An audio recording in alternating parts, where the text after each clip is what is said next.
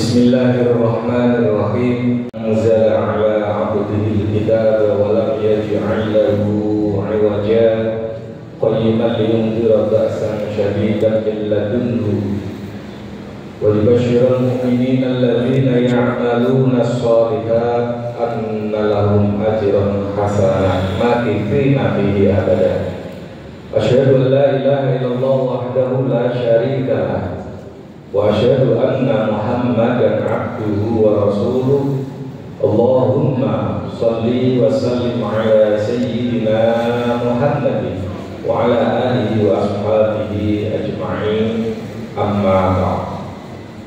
Hadratul mukarramin wal muhtaramin, para ma'lim, para masyayikh, orang-orang tua kami, wabil khusus yang sama-sama kita hormati dan muliakan guru kami, kiai kami, sekaligus dekada Masjid Haji Muhammad Abdul Ghalik, yang insya Allah senantiasa dimuliakan oleh Allah Subhanahu wa Ta'ala. Para jamaah, bapak, ibu yang dimuliakan oleh Allah Subhanahu wa Ta'ala, yang saya hormati dan cintai, puji syukur alhamdulillah senantiasa kita panjatkan kehadirat Allah atas berbagai macam nikmat dan karunia-Nya, terlebih nikmat iman, nikmat Islam, nikmat sehat walafiat, sehingga hari ini kita bisa menyempurnakan ibadah sholat maghrib kita secara berjamaah, terlebih ditambah dengan mengikuti kajian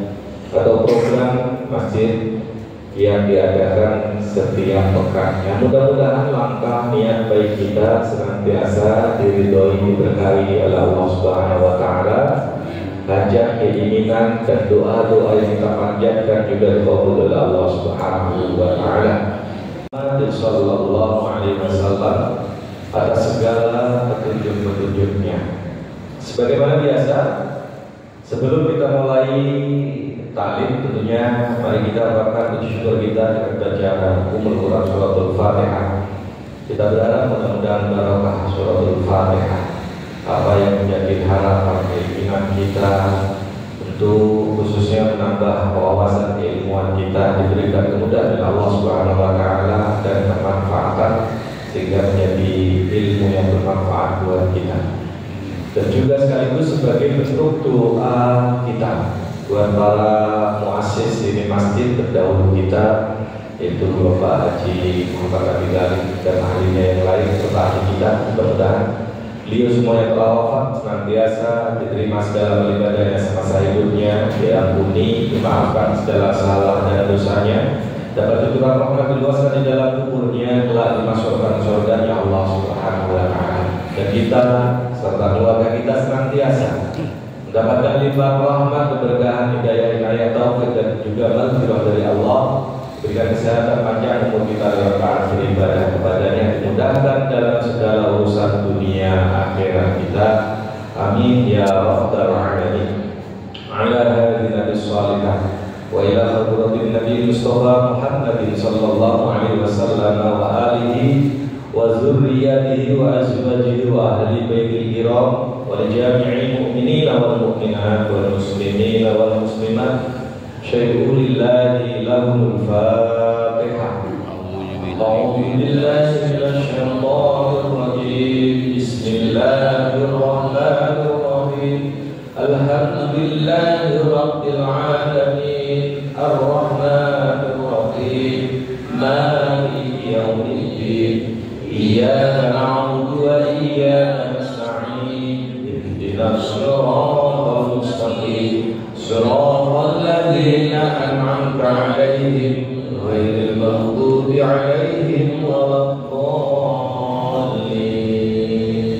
Rabbighfir lana wa li walidina wal mu'minina amin. Bismillahirrahmanirrahim. Qala al-musannifu rahimahullahu ta'ala wa nafa'ana bihi wa bi 'ulumihi fid dharain amin. Pada hari ini kita masih melanjutkan babul ikhlasi wa ihdharun niyah, yaitu bab ikhlas dan menghadirkan niat. Di hadis yang ke-7, wa an Abi Hurairah Abdurrahman bin Sakhr dari Abu Hurairah yang mana nama aslinya adalah Abdurrahman bin Sakhr radhiyallahu anhu. Beliau berkata, qala Rasulullah sallallahu alaihi wasallam, Rasulullah sallallahu alaihi wasallam bersabda, Inna Allah ta'ala la yanzuru ila ajsamikum wala ila suwarikum walakin yanzuru ila qulubikum. Rawahu Muslim.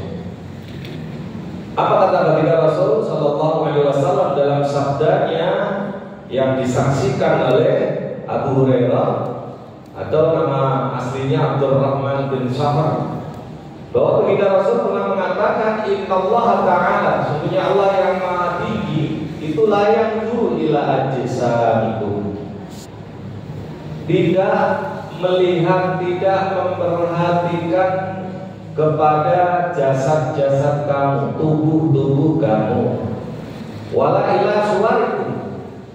Kalau dalam ilmu nahwu wawunya wawu ataf, wala yanzuru ila suwarikum, dan tidak pula Allah melihat akan bentuk rupa kamu, walakin yanzuru ila qulubikum. Akan tetapi kata baginda Rasul, dia Allah melihat kepada isi hati kamu atau melihat hati kamu. Di sini bisa kita pahami bahwa nilai kebaikan seseorang, nilai kualitas keimanan seseorang tidak ditentukan karena bagusnya bentuk tubuh maupun kegantengan atau kecantikan seseorang. Tetapi nilai seseorang itu ada pada hati. Jadi biasanya kalau hatinya baik, insya Allah perilaku dan juga ucapan-ucapannya baik. Ini secara umum, meskipun kadang ada yang ucapannya baik, perilakunya juga baik, tapi hatinya ada tujuan-tujuan yang tidak baik. Tetapi karena urusan hati ini susah untuk diterka, tetapi yang perlu kita ketahui dan perlu kita tanamkan dalam kehidupan kita, dalam diri kita adalah kita berusaha memiliki hati yang baik. Itu biasanya akan menimbulkan perilaku dan ucapan yang baik.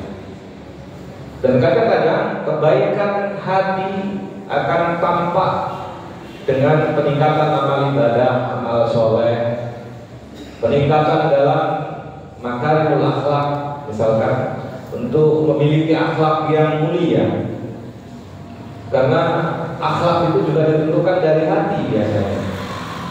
Nah kemudian, sekalipun memiliki jasad atau fisik yang kurang sempurna, sebagaimana hamba Allah yang lain atau manusia yang lain, atau memiliki rupa, bentuk rupa yang enggak pada umumnya, mungkin dari warna kulitnya, bentuk fisiknya dan lain sebagainya, tetapi bila mana hatinya itu baik, maka disitulah inti daripada nilai seseorang di hadapan Allah Subhanahu wa Ta'ala.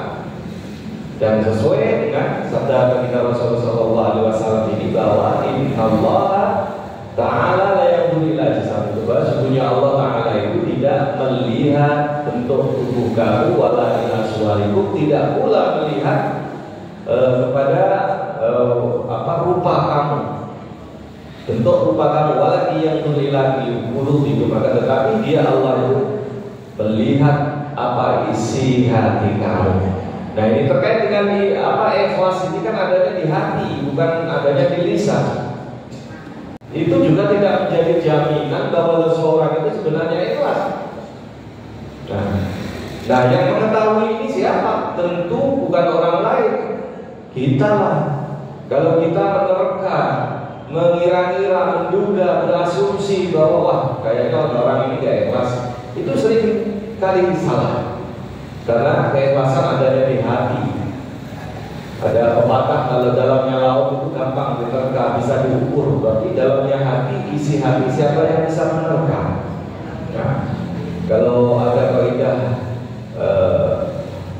az-zahir radullu 'ala al-batin, kalau nggak salah gitu ya dia ya. bahwa luaran itu menunjukkan bagaimana isi hati. Itu mungkin zaman dulu, atau boleh katakan seperti itu yang dimiliki itu untuk orang-orang khusus, para alim, para abid, orang yang alim, ahli ibadah, orang yang bertakwa. Tetapi tidak untuk umum tentunya. Kalau umum, sekarang yang pakaiannya corak-corik, fisiknya tidak seperti fisik kita yang bagus, sempurna, itu belum tentu hanya buruk. Karena tadi kalau azhar kita dulu ada kalau luaran itu menunjukkan bagaimana isi hati.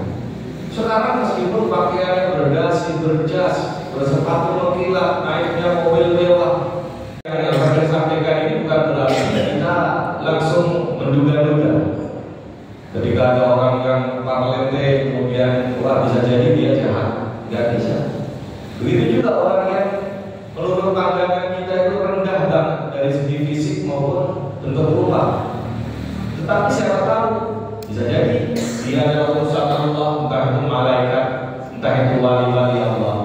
Semua kita kembalikan kepada Allah Subhanahu wa Ta'ala. Dia itu baik secara perilaku, secara ucapan, dan secara kasat mata kita bisa lihat, ya, ibadahnya bareng-bareng kita. Meskipun hidup di pinggiran, pakaiannya agak lusuh, dan jadi masalah, yang penting suci, bersih, bisa digunakan untuk aurat dan beribadah. Maka disinilah pentingnya, karena ini kaitannya dengan ikhlas tadi, ya, jadi yang dilihat keikhlasan itu muncul dari hati seseorang, bukan ditentukan oleh fisik seseorang. Sementara hadis yang nomor 8, wa an Abi Musa Abdullah bin Qais al-Asy'ari radhiyallahu anhu, dari Abu Musa Abdullah bin Qais al-Asy'ari radhiyallahu anhu, dia berkata, su'ila Rasulullah sallallahu alaihi wasallam 'anil rajuli yuqatilu syaja'atan wa yuqatilu hamiyah wa yuqatilu bukan rafanya. Jadi su'ila Rasulullah sallallahu alaihi wasallam 'anil rajuli yuqatilu syaja'atan wa yuqatilu hamiyatan wa yuqatilu riya'an. Aizaka fi sabilillah. Ada seorang laki-laki bertanya kepada Rasulullah, su'ila Rasulullah, ditanya ada rajuli, ya, ada seseorang bertanya kepada Rasul tentang orang laki-laki yang berperang karena keberanian, karena dia itu orang pemberani. Makanya kalau ada perang, perintah perang, nggak mikir-mikir lagi, dia posisi paling depan untuk menghajar musuh. Kemudian ada juga wayuqatilu hamiyatan. Ada juga orang yang berperang itu karena kesombongan, merasa memiliki kelihayan dalam berperang sehingga merasa sombong. Semua musuh akan dilibas dan menganggap teman-temannya yang lain ini nggak ada apa-apanya kalau dibandingkan dengan apa yang dia miliki dalam ilmu peperangan. Misalkan, karena ini suatu pertanyaan, dan orang-orang yang berperang karena pamer, ya, ria, itu nyari pujian dari orang. Nah, ini juga pasti ada yang seperti ini. Kalau di zaman Rasul sudah ada pertanyaan seperti ini, tentu juga terjadi, ya. Kemudian yang ditanyakan apanya? Antara orang yang perang karena berani, orang yang perang karena kesombongan, orang yang perang karena didasari karena ingin pamer, ingin menunjukkan jati dirinya ini loh, ya, ananiah, orang ini keakuannya, keegoannya. Nah, ayo zalika fisabilillah. Manakah di antara itu yang termasuk jihad fisabilillah atau perang di jalan Allah itu yang mana ya Rasul? Kalau dari segi kalimat, Rasulullah itu ketika mendapatkan satu pertanyaan itu ternyata tidak selalu jawabannya itu to the point dengan apa yang ditanyakan, tapi jawabannya lain, dengan bukan menafikan yang ditanyakan, tetapi jawabannya lain. Ini memberikan pengertian bahwa Sekalipun Rasulullah sudah menjelaskan apa yang dijelaskan Rasulullah, faqala Rasulullah sallallahu alaihi wasallam, maka bersabda Rasulullah sallallahu alaihi wasallam, "Man qatala litakuna kalimatullah hiya uliyah, fa huwa fi sabilillah muttafaqun alaih."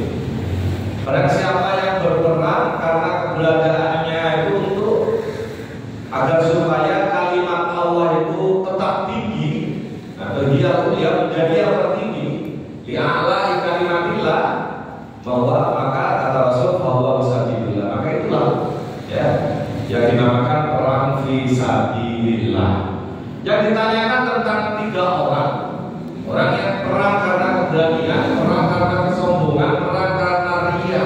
Mana di antara 3 orang ini, di antara itu yang termasuk jihad fisabilillah? Tapi jawabannya Rasul sepertinya nggak ada sangkutannya dengan 3 orang ini.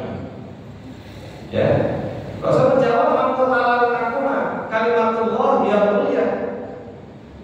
Orang yang perangnya itu agar supaya kalimat Allah itu tetap tinggi, ya, bahwa fisabilillah, maka itulah perang yang disebut jihad fisabilillah.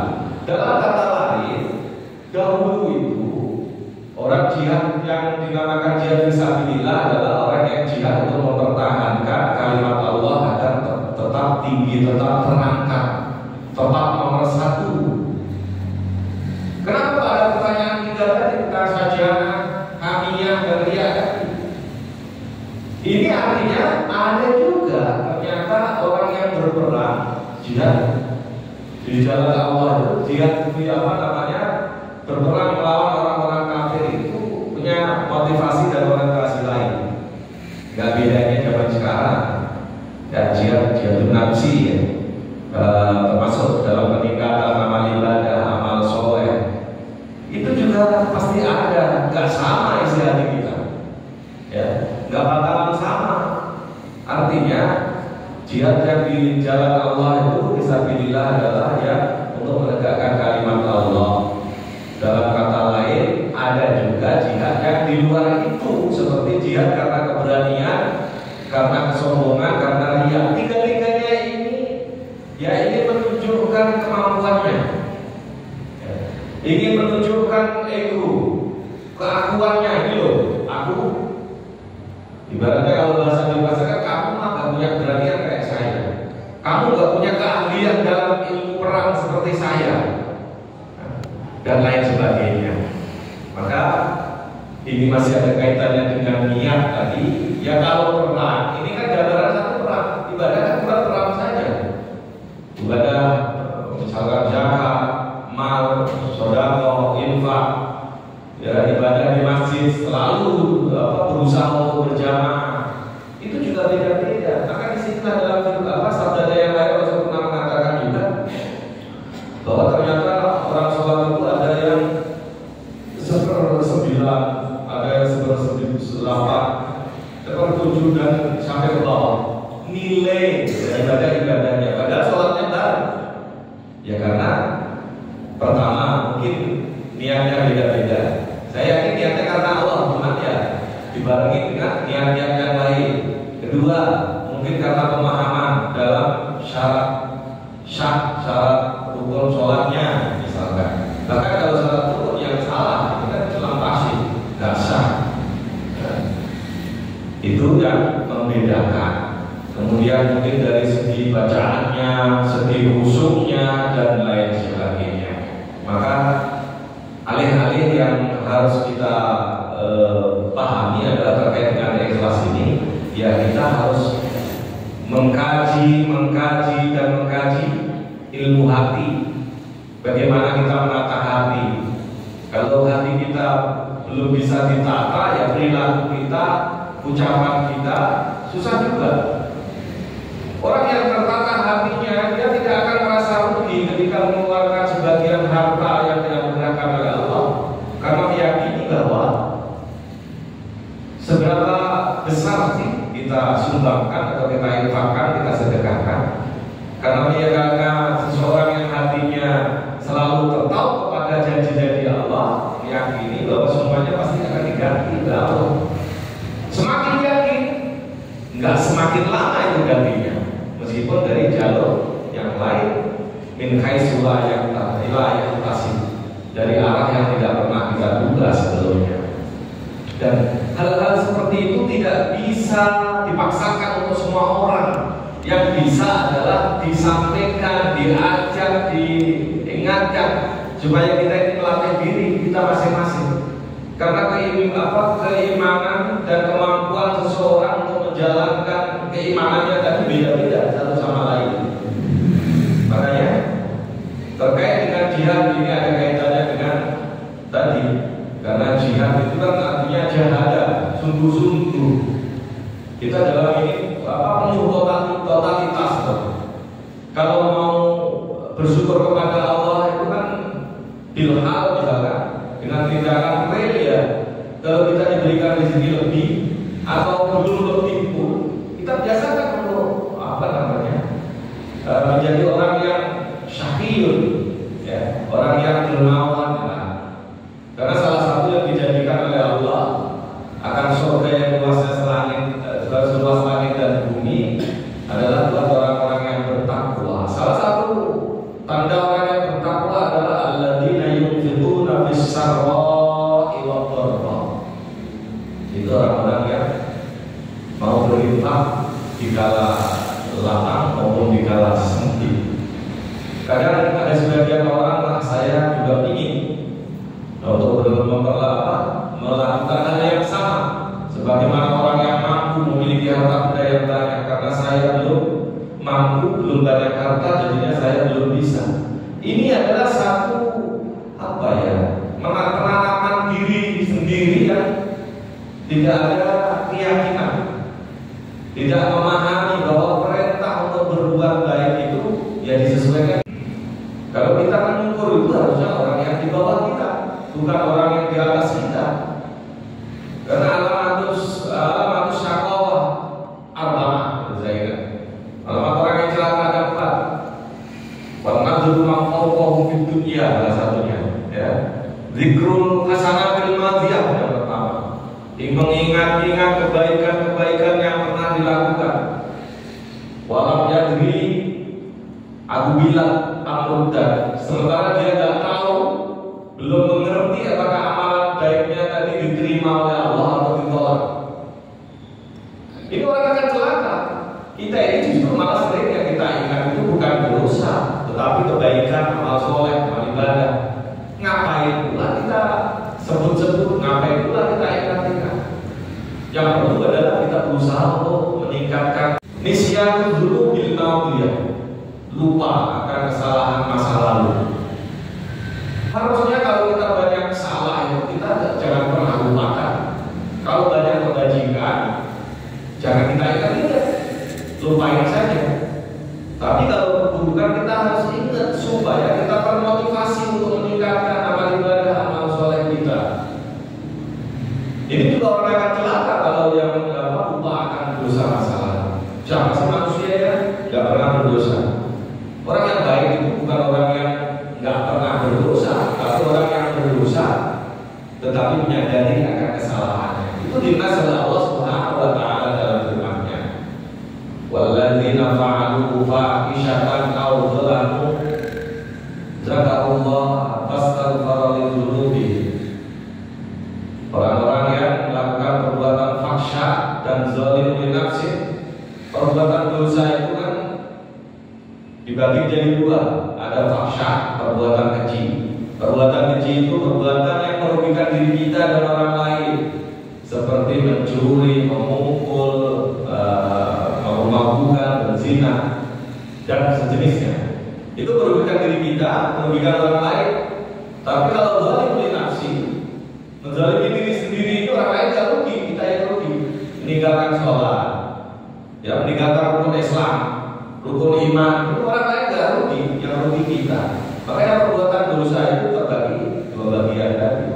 Meskipun demikian, kata Allah ini dalam firman-Nya, termasuk golongan orang yang bertakwa adalah itu orang-orang yang berbuat fahsya dan zalim untuk dirinya sendiri, tapi zakarullah, ingat Allah, dia ingat Allah ini dalam kata lain, ingat dosa yang sudah dilakukan tadi. Fastaghfiru lidzunubihim, beristighfar, mohon ampun atas dosa-dosa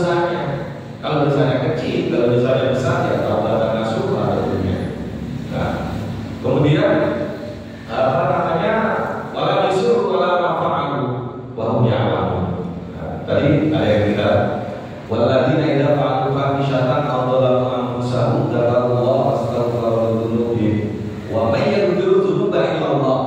Dia juga menanamkan dalam dirinya mengakui wa may yaghfiru dzunuba illa Allah. Siapa lagi orang yang bisa mengampuni dosa kecuali Allah? Kemudian baru malam yusirru ala mafa'al, tidak mengulangi lagi atas apa yang telah diperbuatnya bahumnya, dan dia atau mereka mengetahui bahwa perbuatan sebelumnya adalah perbuatan dosa dan salah besar. Ini masuk kategori orang yang bertakwa. Makanya saya katakan, siapa sih manusia yang tidak pernah bertakwa, yang tidak pernah berdosa? Karena al-insan makhluk khotok manusia. Manusia sebabnya khotok, salah, dan nisyan, lupa. Kadang-kadang kesalahan itu disebabkan karena lupa. Ya. Ada juga mungkin kayak ninggalin sholat karena ketiduran. Atau lupa, kadang-kadang kita lupa. Tadi saya udah sholat dulu atau belum ya? Nah, namanya lupa itu gak kena hukum, gak dosa. Tetapi jangan sering lupa-lupai. Nah, ini beda antara lupa sama lupa-lupai. Yang banyak itu kan bukan lupa, tapi lupa-lupai.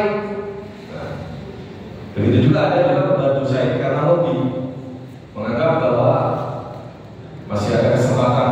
Kadang-kadang ada peribahasa yang sebenarnya itu gak dapat diungkapkan ke anak-anak kita. Apa ya, bersenang-senang dulu mumpung masih muda. Nah, nanti kalau tua baru tobat. Nah, ini emang kita tahu umur kita sampai tua kan? Enggak tahu kita. Itu urusan Allah. Hal-hal yang menjadi biasa yang kita sering dengar ya di zaman modern seperti ini, yang banyak kezaliman, banyak kemaksiatan, perbuatan-perbuatan dosa di mana-mana. Bahkan dosa tak usah jauh-jauh, di gadget yang kita punya ini, di HP, di apa. Kalau dalam kaitannya dengan ikhlas ini, kembalikan lagi segala yang sudah kita lakukan dalam bentuk amal ibadah amal soleh pada Allah Subhanahu wa Ta'ala. Udah tujuannya sama. Kalau seandainya itu ada hal-hal yang kita dapatkan, misalkan jangan dijadikan orientasi tujuan kita dalam beribadah dan amal soleh. Karena selama seumur hidup kita, orang yang dikit-dikit dinilai dengan apa yang sudah dilakukan, apa yang didapatkan, bukan apa yang sudah diperbuat buat orang lain. Tetapi ada juga orang yang orientasinya atau motivasinya melakukan amal ibadah, amal solehnya itu ingin mendapatkan sesuatu dari orang lain. Limpah harta, dia tidak akan mendapatkan rasa kebahagiaan, rasa syukur dari Allah Subhanahu wa Ta'ala. Kalau kita mau coba, jadi apa yang kita perbuat itulah yang menjadi acuan, yang menjadi tujuan hidup kita. Kita berpikir apa yang sudah bisa kita lakukan buat orang lain, apa yang kita bisa kenapa orang lain tidak bisa, apa yang bisa kita makan, kita rasakan, kita nikmati orang lain, setidaknya meskipun tidak sama persis, ya harus bisa merasakan. Artinya kita timbul empati dan simpati kepada sesama. Itu yang paling utama. Nah, makanya terkait dengan orang yang berjihad tadi juga sama. Karena ini kan saya analogikan ke ibadah yang lain. Meskipun di sini matan hadisnya itu terkait pertanyaan dengan orang yang jihad dengan berbagai macam tujuan tadi atau motivasinya dalam menjalankan perintah Allah dan Rasulnya. Yang jelas orang yang terbunuh karena mempertahankan agar supaya kalimat Allah tetap tinggi, maka itulah yang dinamakan jihad fi sabilillah. Muttafaqun alaih, yang disepakati oleh Imam Bukhari dan Imam Muslim, baik dalam syaratnya redaksi hadisnya sama. Selanjutnya hadis yang ke-9, wa an Abi Bakrah Nufai bin Al-Harits As-Saqafi, dari Abu Bakrah Nufai bin Al-Harits As-Saqafi radhiyallahu anhu. Beliau mengatakan bahwa Nabi sallallahu alaihi wasallam qala, sesungguhnya Nabi sallallahu alaihi wasallam bersabda, idza taqal muslimani bi safaihima fal qatilu wal maqtulu finnar. Rasul bersabda, ketika dua orang Islam bertemu di sayfai bima dengan kedua pedangnya masing-masing. Maksudnya bertemunya itu bukan untuk musafaha, bukan untuk silaturahim, tidak. Bertemu berhadapan-hadapan dengan membawa pedang masing-masing. Faqatil wal maqtul finnar. Baik orang yang membunuh maupun orang yang terbunuh, ini dua-duanya masuk neraka. Alhamdulillah, alhamdulillah. Adakah sama-sama umat Islam yang saling berhadapan? Ya, kalau zaman sekarang pedang sudah berlaku lagi, pakai senjata api, pakai rudal, segala macamnya. Banyak saudara-saudara kita ini, entah apapun alasannya, yang jelas ini menjadi landasan umat Islam perang. Gambarannya bahasa umat Islam perang sama umat Islam lain. Ini kan satu-satu. Ya gambarannya apa? Kalau banyak orang satu-satu juga dua-duanya masuk neraka. Nah kalau ini secara berjamaah, ya komunitasnya semua itu baik yang membunuh maupun yang terbunuh masuk neraka. Nah, apa bedanya dengan yang pertama kan hadis terkait dengan yuqatilu syaja'atan? Tidak beda. Karena zaman Rasulullah yang berakhir bukan umat Islam, tapi orang kafir. Jadi kalau terbunuh di medan perang karena mempertahankan kalimatullah, agama Allah, dia syuhada atau syahid, dia masuk surga. Tapi kalau alasan apapun terus memusuhi sama-sama umat Islam, baik yang membunuh maupun yang terbunuh, itu dua-duanya masuk neraka.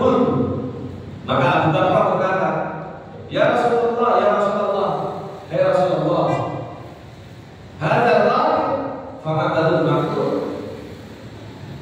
Ini yang pantas masuk neraka ini al-qatil, orang yang membunuh ya Rasul.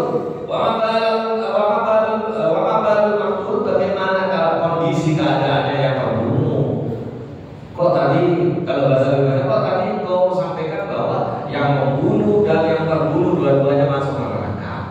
Kemudian Abu Bakar menyela atau bertanya lagi. Aku berkata, kata Abu Bakar, ya Rasul, ini yang masuk neraka kalau yang membunuh wajar. Tapi bagaimana dengan kondisi orang yang terbunuh? Rasul menjelaskan, menjawab bahwa innahu kana harisan ala qatli sahibi. Sesungguhnya dia orang yang terbunuh ini pun dia itu harisan, semangat untuk atau berambil. Satu hadis lagi, nanti kalau tidak ada tanya jawab atau saya ingin nggak harus ada sesi tanya jawab ketika saya menyampaikan. Kalau misalkan ada hal yang ingin ditanyakan, mohon berkenan langsung aja tunjuk tangan untuk menyampaikan pertanyaan. Hadis yang ke-10, wa Nabi Hurairah radhiyallahu anhu, dari Abu Hurairah tadi. Hurairah tadi namanya Abdurrahman bin Syahr. Beliau berkata, Rasulullah SAW. Nah ini masuk ke sholat jamaah. Sholatul rajuli jama'atan tazidu ala sholatihi fi suqihi wa baitihi bid'an wa 'ishrina darajatan. Sholatnya seorang laki-laki secara berjamaah itu tazidu, bertambah. Apanya yang bertambah? Itu bid'an. Apanya?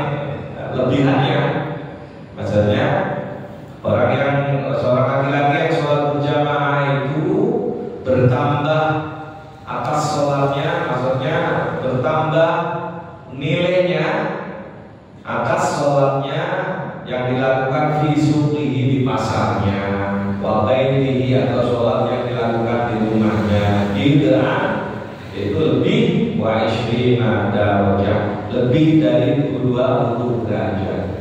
Ya, sholat jamaah dalam hadis yang lain 25 derajat. Sholat jamaah dalam hadis yang lain 27 derajat. Yang jelas bid'ah wa 'ishrina darajat, ya lebih daripada 20 derajat. Wa dzalika anna hadahum, kata baginda Rasul dalam sabdanya melanjutkan penjelasan terkait dengan sholat jamaah tadi. Wa dzalika anna hadahum idza tawaddaa wa ahsana wudu. Yang demikian itu sesungguhnya salah satu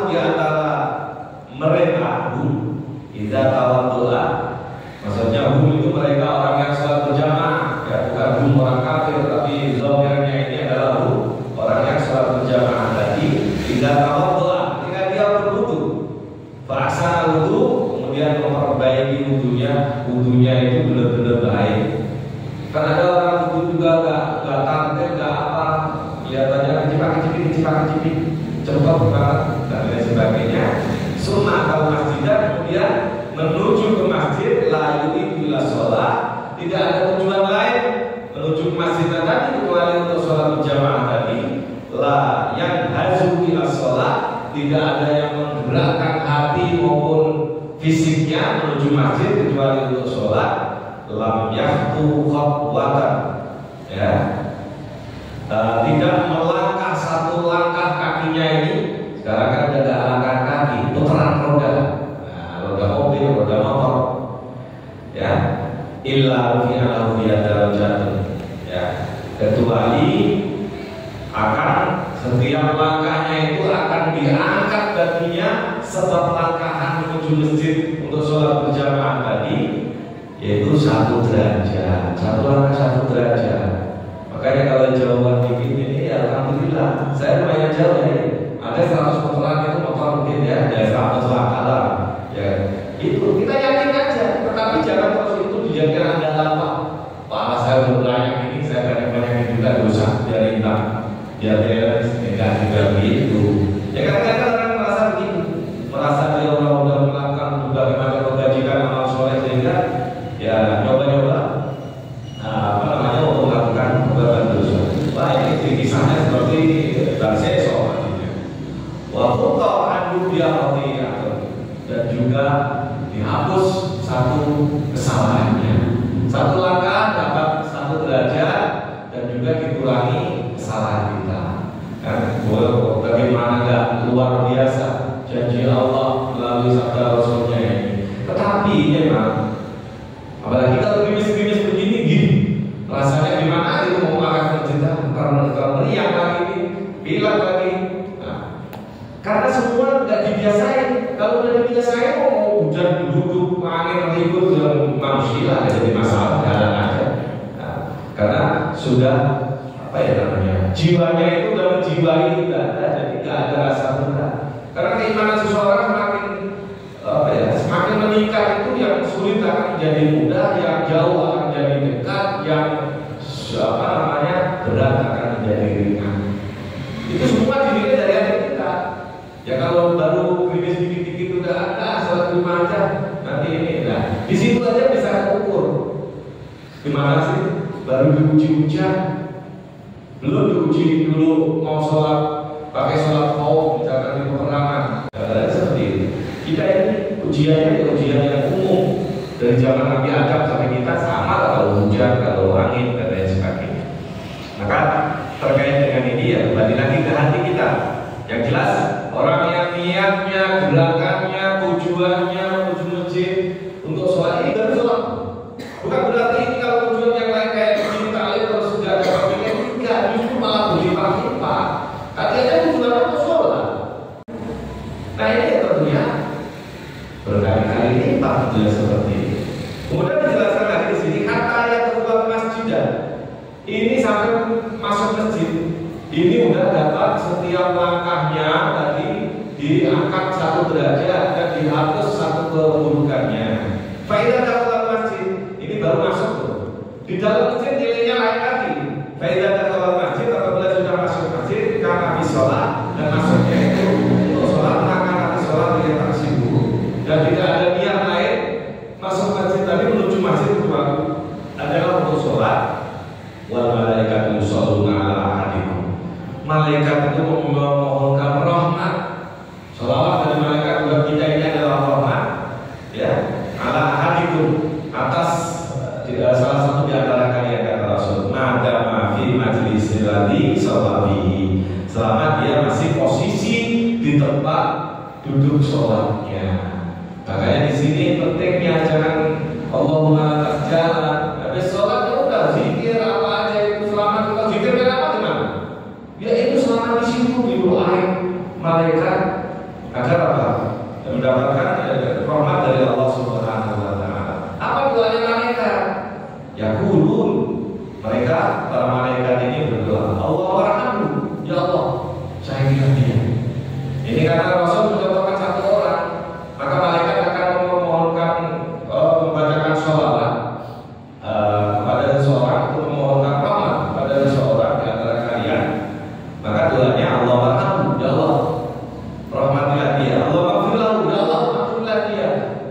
minta diberi apa, Allah memberikan rahmat kepadanya, minta kepada Allah agar Allah mengampuninya. Allah mantub alaih. Oh ya Allah, terima tobatnya dia. Tobat kita kan kita belum tahu siapa yang jamin, kecuali hanya Allah. Tetapi kalau ini, kalau kita datang ke masjid itu sholat, ditambah dibantu oleh malaikat agar tobat kita ini dikembali ke apa? Diterima oleh Allah. Tambah itu artinya kembali ya. Tub alaih. Ya di sini bisa diartikan terimalah tobatnya atau kembalikan dia. Tub alaih ini apa? Tobatnya itu diterima.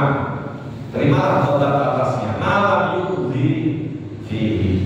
Selama niat sholat, selama enggak berbuat apa namanya buruk. Ya. Bila Nabi sholat, kaki pikir ada anak kecil, ngomel-ngomel, ada anak kecil biasa. Alhamdulillah di sini tidak ada anak kecil yang kecil-kecil banget ya, jadi nggak berisik. Kalau di masjid saya susah. Saya sendiri susah mau konsentrasi sholat. Mau Jumatan, mau sholat ini, aduh. Anak kecil lebih dari 25 orang itu nggak sholat, baru jorok-jorokan suaranya, masya Allah. Sebelum mulai sholat biasa, tapi giliran Allah Akbar, ini juga termasuk ganggu. Apakah terus kita langsung ngomel lagi, kita butak-butak? Enggak juga. Anak kecil ikut sholat itu dari zaman Sayyidina Hasan Husain aja, Rasulullah pernah ketika sujud juga bangun-bangun kali mereka beliau sama cucunya. Ini artinya tidak seperti itu mendidik anak-anak. Sayangnya memang saya intensitas tidak bisa jagain anak pas tiap sholat. Nah, kalau zaman saya jadi pengurus, bukan menyontohkan saya pengurus yang baik, tidak. Berusaha memposisikan salah satu remaja menjadi penengah anak-anak. 2-3 orang ada remaja satu, 2-3 orang ada remaja satu. Karena meskipun pada sama-sama sholat, kalau ada yang gede, dia tidak bakalan berani posisi. Dan sekarang dilepas, anak tidak boleh dicampur. Ini DKM-nya ini halnya. Jangan anak-anak di belakang, orang-orang tua yang di depan. Akhirnya anak kumpul anak-anak, ya udah. Kita tahu sendiri, kita nggak bisa salahkan anak-anak. Nasihat bahasa yang bisa membuat orang lain tertarik, bukan membuat orang lain takut. Dakwah itu kan apa? Mengajak, bukan mengejek. Dakwah itu mengayomi, bukan menghakimi. Dakwah itu merangkul, bukan memukul. Ya, dakwah itu dengan bahasa yang halus, bukan pemarahan dan lain sebagainya. Bagaimana caranya? Kan harus kita sesuaikan apa strateginya untuk mengendalikan anak-anak. Makanya tadi doa itu berlaku manakala kita masih dalam posisi habis sholat atau sedang sholat tadi, sebelum kita tidak, selama kita tidak melakukan perbuatan buruk. Nah, kalau kita habis sholat benar-benar khusyuk, habis itu membentak-bentak anak kecil, jangankan yang anaknya yang malah segan sama kita, ibaratnya malah nggak suka sama kita. Orang kita yang tua dengan caranya begitu aja nggak suka, kok begitu sih? Nah, cuman kelemahan kita ini kalau mau ngingetin orang tua jangan begitu, caranya takut tersinggung dianya. Nah, lebih baik diem aja tidak diselamat. Itu. Ya, ini adalah janji Allah melalui sabda Rasulnya. Malam yuk bisufi. Doa malaikat tadi pertama itu berlaku selama dia tidak berbuat buruk. Pertama, yang kedua selama dia belum hadas. Ya lagi zikir, gitu, hadas misalkan. Ya, kalau angin misalkan, ya udah doanya berhenti. Gitu. Makanya apa namanya? Ada saudara-saudara kita ini kadang-kadang habis maghrib nungguin isya itu sholat sunnah terus. Sholat sunnah. Kalau nggak sholat sunnah kok baca Quran enggak pindah dari tempat duduknya. Saya husnuzon saja bisa jadi karena ya ngikutin hadis ini sehingga mendapatkan itu semua. Masya Allah. Tapi kan pada saat saya mau kasih waktu untuk tanya jawab tidak ada. Jadi intinya berbahagia kita yang hari ini setiap harinya kita makmurkan masjid wakaf dari Bapak Haji Muhammad Ali Khalid ini, karena tentunya beliau mendapatkan juga amal jariah dari wakaf ini kita makmurkan. Dan kita dibangunin masjid segini megahnya, kemudian kita jadikan seperti kuburan. Kok seperti kuburan? Ya karena ada yang nyata kepada sholat doang. Dan kuburan juga tidak ada yang nyata kepada orang ziarah atau orang meninggal. Nah, kita siapkan dalam hal. Dan ini adalah salah satu bentuk program masjid yang harus saling didukung oleh warga masyarakat dan jamaah. Tidak hanya ini adalah semangat yang dimiliki oleh DKM saja, tetapi harus warga yang ada di sekitar dan jamaah dari mana pun berada. Mudah-mudahan sehingga menjadi teladan buat yang lain dan saudara-saudara kita yang mungkin lagi sibuk, mudah-mudahan diberikan kesempatan untuk bersama kita dan kita tetap beristiqomah menjalankan perintah Allah dan Rasulnya. Mari kita bersama baca surah Al-Asr. Bismillahirrahmanirrahim. Wal 'ashri innal insana lafi khusr illa alladziina aamanu wa 'amilus shalihati wa tawashaw bil haqqi wa tawashaw bis sabr. Bismillahirrahmanirrahim. Subhanaka Allahumma wa bihamdika asyhadu